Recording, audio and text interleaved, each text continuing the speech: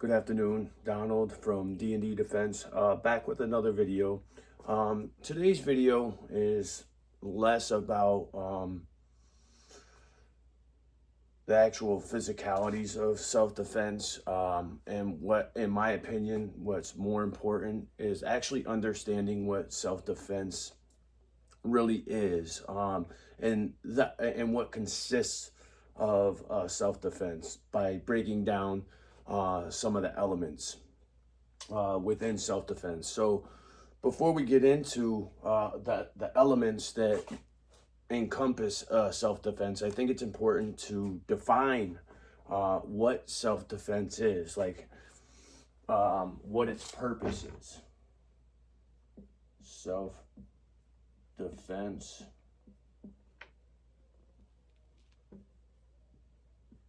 define /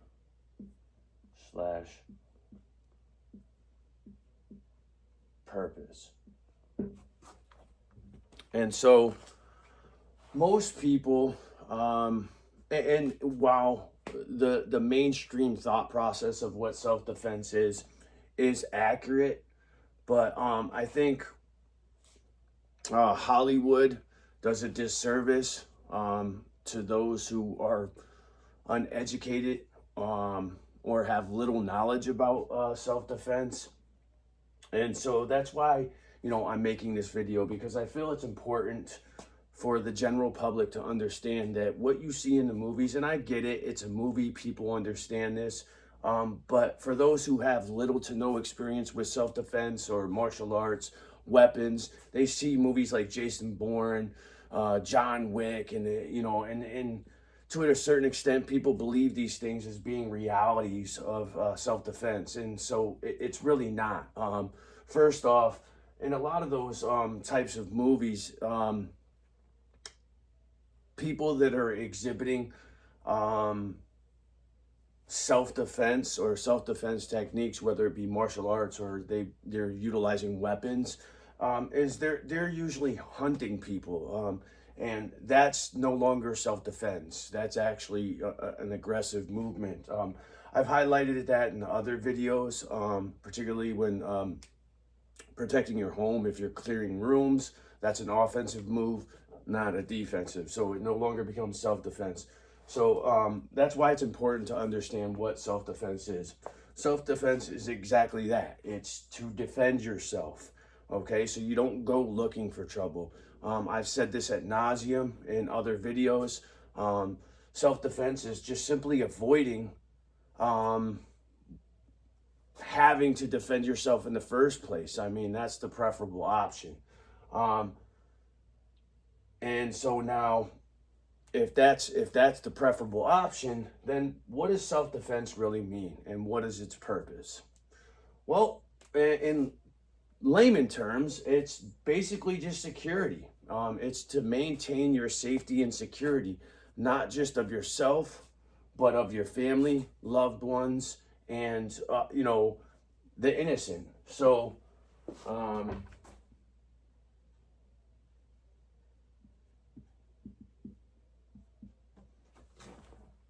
of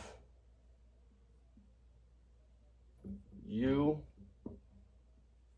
and forget my writing, it's horrible. You, loved ones,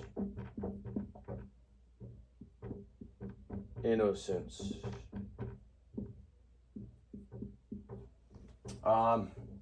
As I said, my writing's horrible, but I'm verbalizing what I'm writing down.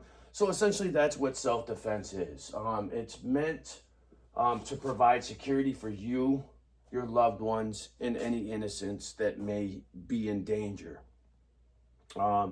And so that's your purpose, and pretty much staying alive, which pretty much encompasses all of this.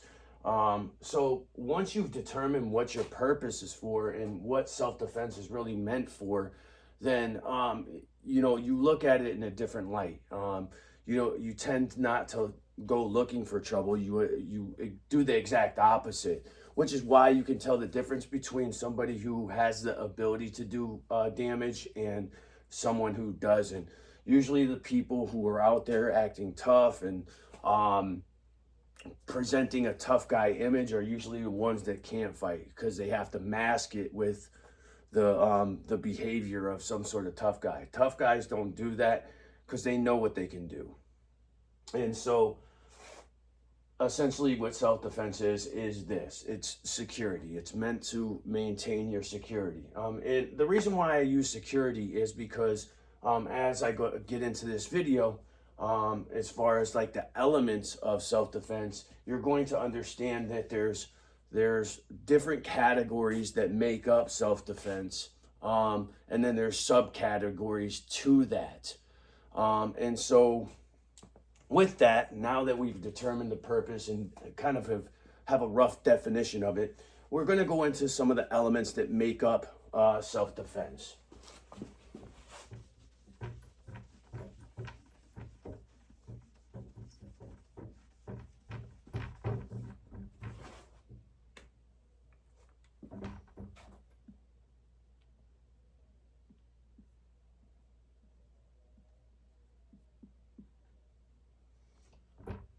So, to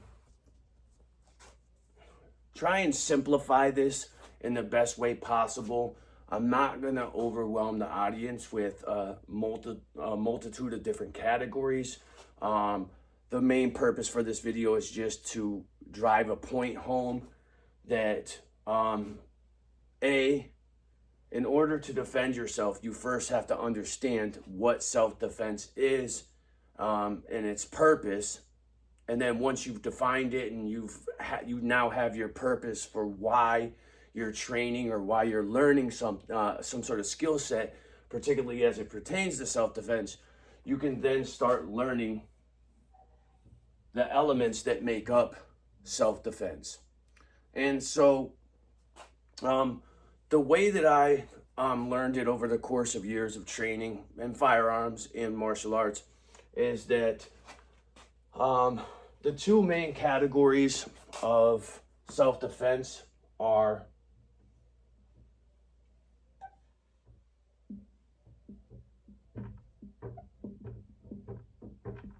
physical, which I think most people would say is obvious, but less obvious is the mental / emotional. And the reason why mental and emotional is important is because if you don't have any type of emotional self-control, whether you're physically fit or not, isn't going to matter. And the reason why is because there's always going to be somebody that's tougher than you. There's always going to be somebody that's better than you, bigger than you, more advanced than you, and whatever skill set you're developing.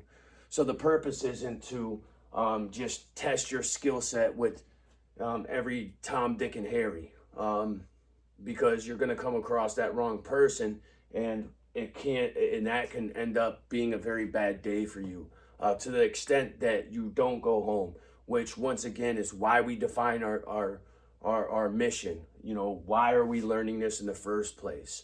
And the only way that you can do that is by defining what self-defense is and then understanding the reasons for that.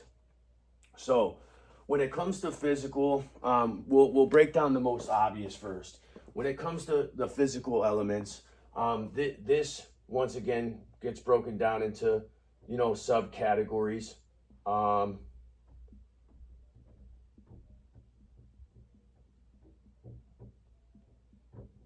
Conditioning. So, if you're not physically fit, it's going to be significantly hard to defend yourself.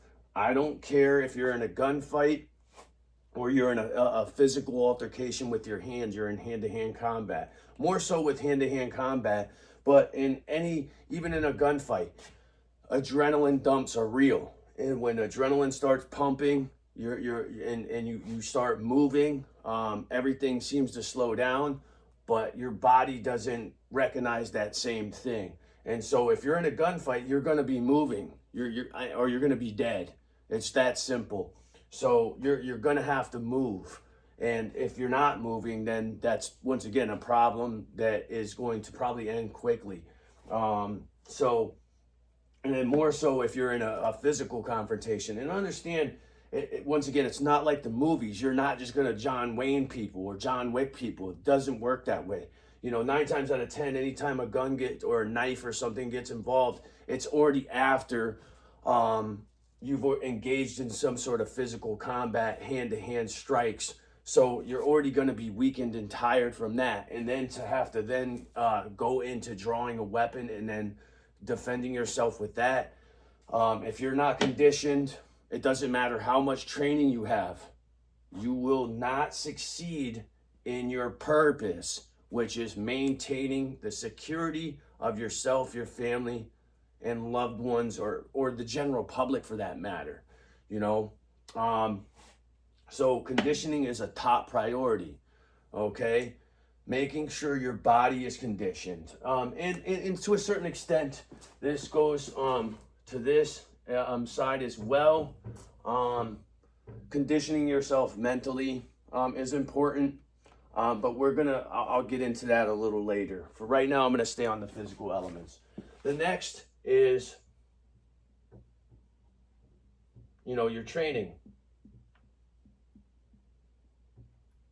So whether it be martial arts, or firearms, making it to the range, dry firing, things of that nature. When it comes to knives, going through in karate systems, what they commonly refer to as katas. I don't necessarily like to use that word because it's not used outside of the karate kind of experience, I guess you would say. And it may be, I've just never heard it outside of that particular art form. So I don't want to misuse the word, but that being said, it's similar to that. You're going through the motions of without actually having a training partner. And then when you do have training partners, well, then you work with that training partner, but you're constantly training. And when you're not training, the movements, you're training your conditioning. You're always training. You're always, going through the physical movements. This is going to hardwire your nervous system to respond to these things instinctively. It gives you need repetition. It's just like any sport. And while we're not talking about sport, these martial arts and even firearms or any weapons-based art is a combative art or sport, so to speak. In the sense that yes, you're not winning. In a way you are, because you're winning by saving your life, but it's not like competitive, like where you're winning a title or something. But the movements are the same. They're athletic movements, and so it requires the nervous system, the physical body to respond to stimuli in an athletic way. It makes you more explosive. It makes you quicker. It makes you stronger. All the things that you will need physically to defend yourself and maintain your security. Okay?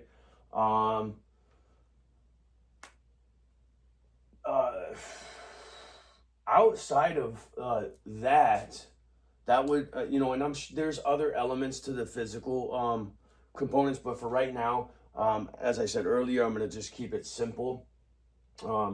These would be the main things that, at least as a beginner, you should be working on, is your conditioning and training in whatever you're learning. Which now gets me into the mental and emotional element. And for me personally, I found no better way, but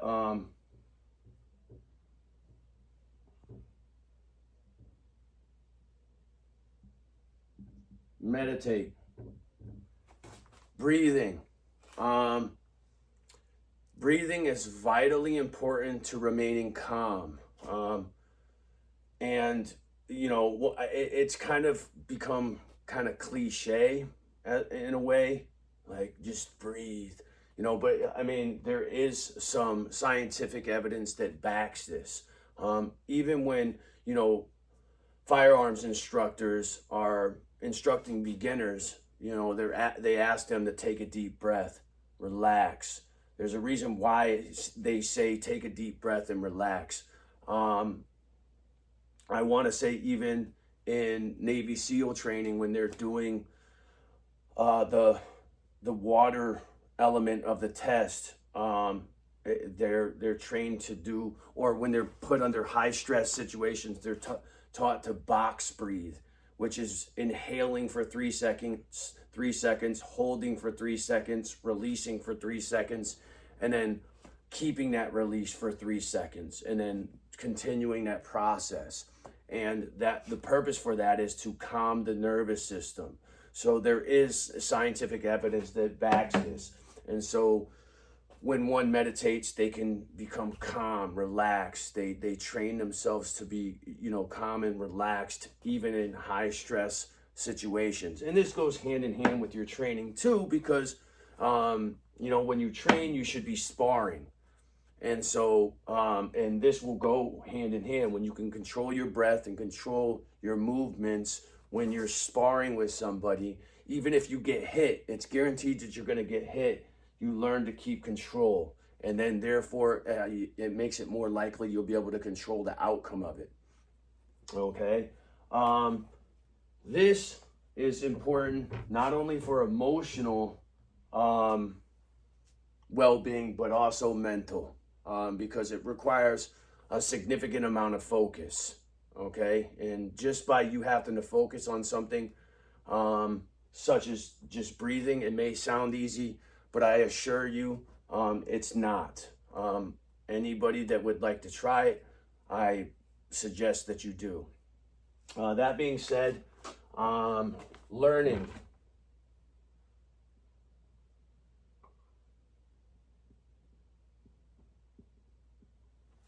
Never limit yourself to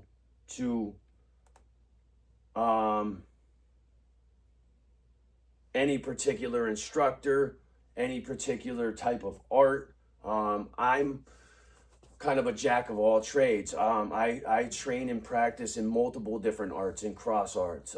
I train in Brazilian Jiu-Jitsu. That's the main art that I train in. But I also have experience in wrestling. Sambo wrestling. One of my training partners is a Sambo guy, so I get to work some of the Sambo stuff and takedowns. There's a training partner that I have that is a judo guy. I have a Keto experience, of a little bit of experience in Kung Fu.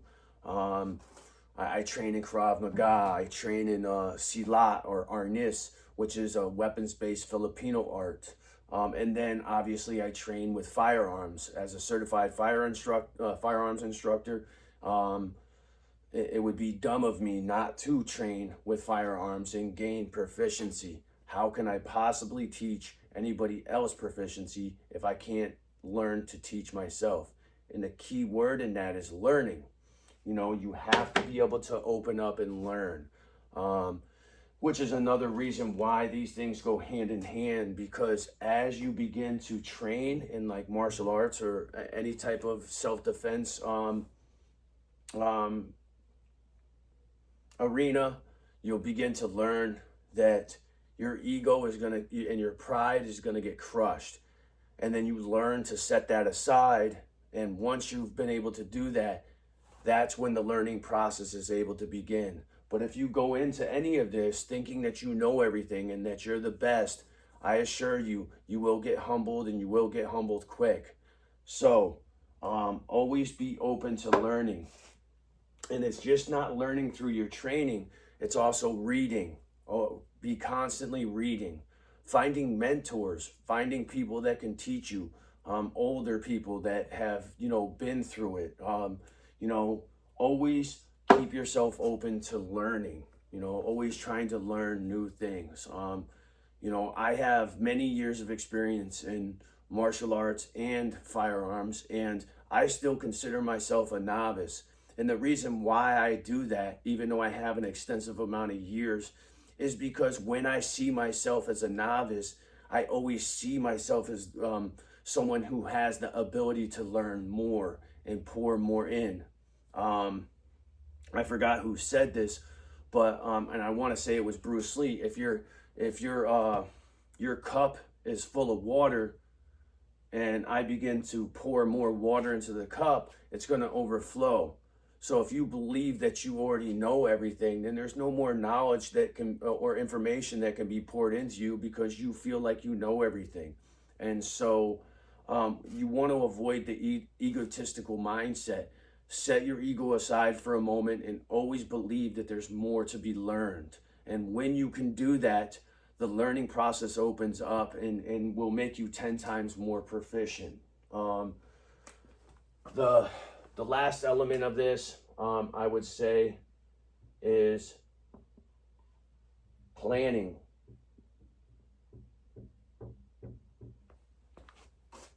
Planning. And the reason why this is important, and probably the most important as it within these elements when it comes to self-defense, is because it protects you in multiple different ways. And so if you're, say, for example, you need to go somewhere where there's a high crime, it's a high crime area, or it's an area where there's a higher risk or of potential for you to have to defend yourself either with a firearm or with your hands in some sort of way, or with a knife or some sort of weapon. Plan your routes, plan your times. If you're going with your kids or significant others, you should be planning with them, saying, all right, we're going to stick together. We're going to leave at this time. This is what time we're going to get to the building. Have a plan. This is where we're going to park. This is where we're going to walk. You know, plan these things out. Have a plan. And if it's a place that you can map ahead of time, then I suggest you do so. You know, if you're in the area, you know, just take a quick drive around and say, okay, you know, where are some safe spots? Where are some safe spots to park? Parking in well-lit areas. You know, just having a plan is vital. And so, as I mentioned earlier in the video, avoidance is your best defense. And so the only way that not the only way, but one of the ways that you can avoid a self-defense incident in the first place is by having a plan. If you're not planning and you're just going willy-nilly, then the likeliness of you encountering a self-defense scenario is more likely. I'm not saying it's guaranteed, but it's more likely. And I mean, I guess another part of this would be, as far as mental, would be situational awareness. That would kind of fall, I guess, within the planning part of it. But situational awareness, once you've gotten to any given destination, making sure you're aware of your surroundings and your environment. So arguably speaking, I would say the mental and emotional components of this are more important than the physical elements. Why? Because avoiding a self-defense incident is a lot better than actually having to commit to an incident after that. That being said, also with planning the aftermath, because if there is a physical altercation for whatever reason, more than likely, you know, depending on the state, I'm in the state of Connecticut, so, you know, they are not favorable when it comes to self-defense, particularly with firearms, or really any type of self-defense, but more specifically with firearms. So if your plan should consist of what's going to happen if you have to physically defend yourself. And what that will look like is, okay, what are you going to say to the police when they arrive? What are your family members going to do? How are they going to do it? Where's the bail money? You know, how are you going to deal with this problem? Do you have insurance? Do you have self-defense insurance? And, you know, as a side note, I'm a USCCA instructor, and so I carry USCCA insurance for self-defense. I do not work for, as a disclaimer, I don't work for the USCCA. I just was certified as an instructor under them. Okay, so I just want to make sure that that's clear for anybody that views this video.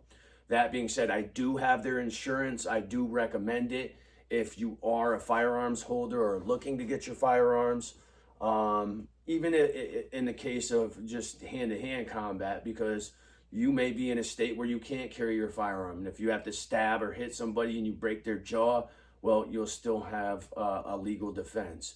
And if you don't have a legal defense, well, all that is going to be coming out of your pocket. And I can tell you right now, it's a very hefty fee that most average blue collar people just can't handle the brunt of. So that should also be part of your plan. And so with that, those are, in a more simplified version, the key elements within your self-defense plan. Now it may go a little deeper as far as security is concerned, because or location, because if you're talking self-defense for your home, well, yeah, you want security systems, you want alarm systems, you want to make sure doors are locked, you want to make sure that windows are good, they're sealed, doing security checks around the perimeter, making sure that all those things are done. And so once again, that still falls into the mental category, because you have to design the security around your home. And then yes, there is a physical element because you're doing physical checks of the security. But that being said, security or security systems are just another element of that self-defense. So that being said, as you can see, self-defense is more than just what people see in the movies, where it's somebody kicking somebody else's ass or shooting somebody. That's not what self-defense is, which is why in the beginning of this video, I talked about the definition of self-defense in a more simplistic way, and then what that purpose is for. Purpose for self-defense is important. Understanding what the mission for you learning self-defense is, and I think for everybody it should be just to get home safely, And if you're out looking for trouble, then that's not self-defense. That's just you doing dumb shit that's gonna get you put into a bad spot. Even if you do have self-defense skills, you're going to be landing in prison or probably even dead. Because once again, as I said earlier, there's always somebody bigger, better, and more skilled than you. So don't ever think that there's not somebody that can't take it to you. So, and once again, if you have that attitude, that will certainly hinder your ability to learning. Okay, so always keep an open mind, always maintain a strategy and plan by planning and mapping. Whether you're traveling somewhere or you're within your home, you should always have a plan. You should have an after plan, what to do in any scenario. Okay, learning how to control yourself through meditation. Self-control is massively important, because even in the scenarios where you may not have been able to plan through or avoid through planning, if you're able to remain calm, usually you can, de-escalate a confrontation through your level of calmness, particularly if they think they're getting away with something when really they're not. You're just allowing them to think that. And so, once again, if you're not emotionally stable and you're just going to fly off the handle, then all this other stuff isn't going to make a difference. Okay, so meditating to help train yourself to relax and be mentally in control and emotionally in control.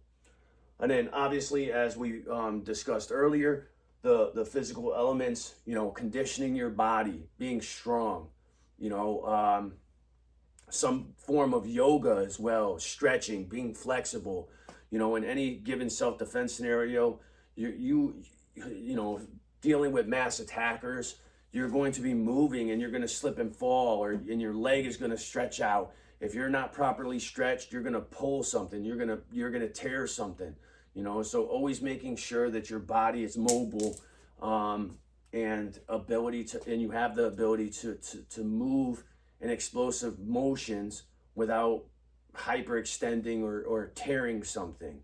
Obviously, strength is important. Being able to build, strength, endurance, cardiovascular fitness, all these physical elements are important to your training, because if all this fails at some point, which it shouldn't, because if you have this, then you should be able to avoid. But if for whatever reason you can't avoid it and then it leads to this, you want to at least be conditioned enough to be able to handle that. And then obviously training, that means just getting in your reps, whether it's with your hands, hitting a heavy bag, training with a partner, sparring, or hitting the range. Dry firing, always training, because as I said earlier, usually what will happen is if it starts off as a fist fight, pushing, shoving, next thing you know, somebody pulls a weapon and it shifts that fast. I made a video earlier talking about how seconds count, and avoidance,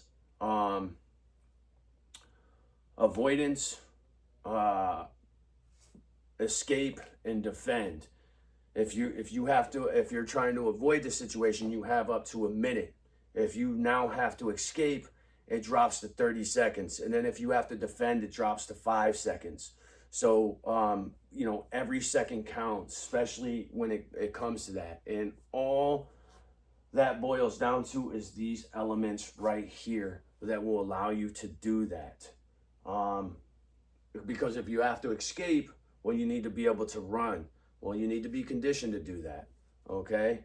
So these elements go hand in hand, okay? And so if one can practice just these after understanding the definition of self-defense, and then after determining their purpose, all this will fall into place, and it will make it more natural for you to do. At least I can say that for myself.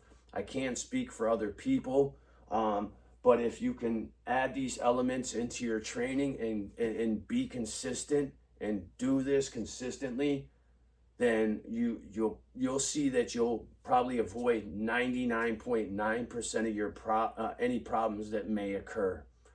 And so I'll end this video with a short story of mine that's relevant. And the reason why it's relevant is because I was able to avoid the situation. And so I was in a restaurant with my firearm. There's no sign saying that I couldn't have my firearm. I'm a licensed firearm instructor, and certified firearms holder. I have a pistol permit. And so I'm in this restaurant having dinner with my wife, and, I positioned, where we were eating by the exit. I like being by the exits because if I have to exit, the exit is there and I can get out quickly. Well, in this case, that happened. And so it was it's a sports bar type of environment. And so I noticed a few people that were kind of in the center area, getting rowdy and loud, going back and forth about the game, whatever game was on. I wasn't really paying attention to that, but I did observe that they were getting rowdy. Then I seen that they had like 2 or 3 pitchers of beer with a few bottles there too. Now there was only 3 of them. So if you see 2 pictures and then, pitchers of beer and they're empty, and then you have like beer bottles there too, it's a pretty good chance that these guys are, intoxicated. And so anytime you see you see anybody intoxicated and then the energy levels begin to rise, that is a recipe for disaster. Furthermore, because they were within close proximity of me and my wife, I was not running the risk of that turning into something worse and then boiling over into me. And so we decided to pay our bill and leave. And so left without a scratch. Now, whether a fight occurred or not was irrelevant to me. What's relevant is that are the chances of that happening. And if I say, oh, well, that won't happen, and then it does, well, then I risked myself and my family or my wife's safety because I wanted to believe that that wasn't going to happen. It's better to be safe than sorry. You always take the safer route. And so I did. We were done eating and we could just finish our conversation in the car. There was no reason to stick around and wait for a potential safety risk to occur. So that's one of those things where, being aware of the environment and, are they arguing? Are their energy levels going up? Are they drinking? Things like that, where your exits, understanding those things and maintaining your safety, all fall into the mental category because it's awareness, it's thinking, you using critical thought and then making a decision for you and your loved ones. Even if your loved ones don't completely understand why you're making the decision at the time, they will once you leave, okay? And so I would arguably say that the mental and emotional element is more important than the physical element. The physical element is only important in case this all breaks down or something went wrong, drastically wrong, and you no longer had the ability to avoid it. Now you're left in a position where you have to escape or defend. And so in that case, you now need that element. And then obviously the other layers that I laid out, whether it be secure your home or outside, setting up security systems for your home, dash cams in your car. So a lot of different ways that you can defend yourself, having a plan for when you get arrested. So these are all elements of your self-defense. And once again, the movies don't teach you this. They just teach you, oh, this guy's, doing these fancy moves and breaking this guy's arm, or, he's doing all these fancy moves, getting rid of magazines and reloading and shooting 20 people, and all that's great and it's entertaining, but it's just not reality. And so we live in reality, and the reality is that if you are not using your head or your head's not on right, it's not Hollywood. You're dead. And when you're dead, you're dead. You're not coming back. And, you may be saying, well, yeah, that's obvious. But, sometimes you have to state the obvious in order to drive home the point. Like, this isn't a game. This is real life. And the purpose for why I teach self-defense is because I have experienced violence in my life, and I wish I would have had these skills at those times. But once again, we live, we learn, and in fact, those were lessons that drove me to the point that I'm at now, which was to learn self-defense so that those things didn't happen to me again. And ever since I've picked up that mantle, I've been able to completely avoid having to use the very skills that I've learned, which once again is why I've stressed in this video so much of, the mental elements of it as opposed to the physical elements of it.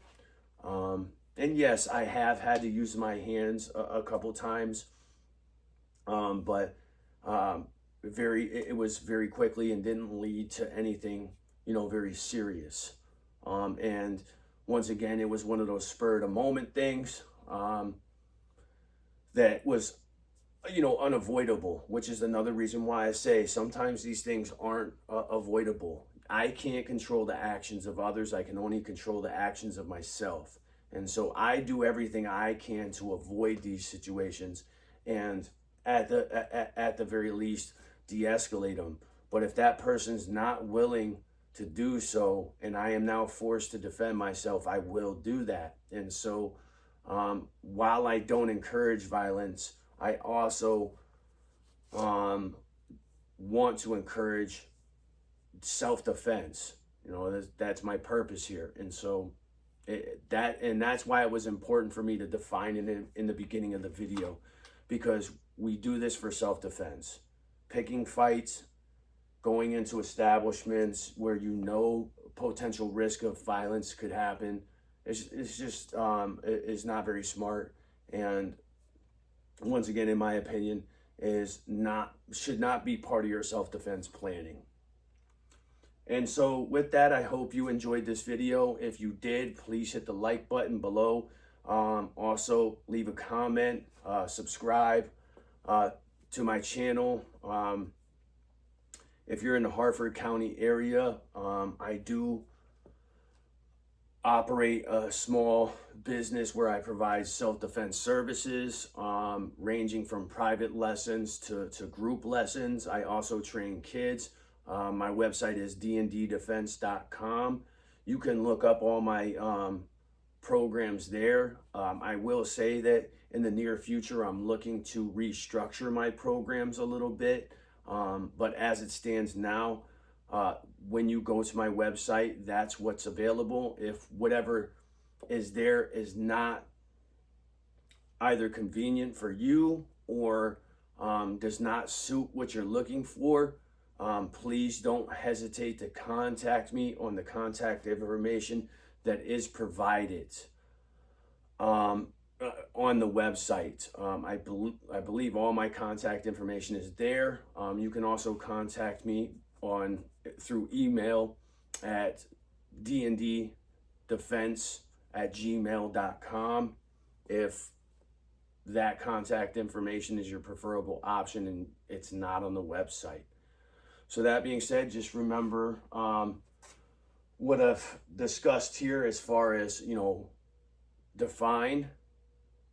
find your purpose, then begin your training, and never let up. Okay? And always leave room for learning, planning, calmness, and the physical elements of this will all fall into place. That being said, that concludes this video. Thank you, and be safe.